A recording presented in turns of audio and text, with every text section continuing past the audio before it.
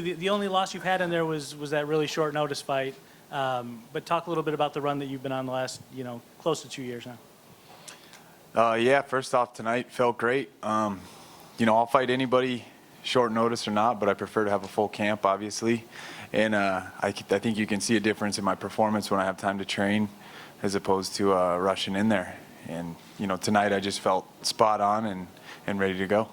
Is there anything you can pinpoint from, the kind of slide that you had that had you having to leave the UFC to come back? Is there anything that's been different in this last year and a half? My coach and I worked a ton of just specific stuff, a lot more footwork.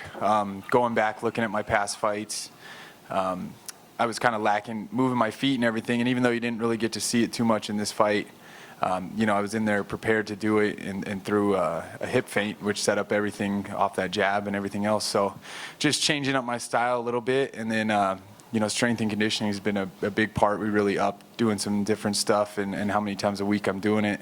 So I feel a lot more explosive and I have a lot more power behind my punches.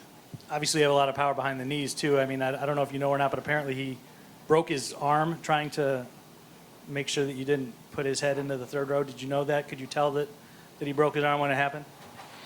I didn't know when it happened, but afterwards I saw him in the back and they were putting him on the stretcher and everything, and I guess one of those knees hit him in the arm.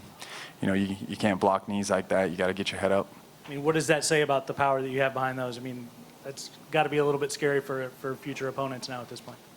Yeah, I hope so. I've always had good knees. A lot of my past fights have been won by knees. I love the tie clinch. It's something I train a lot.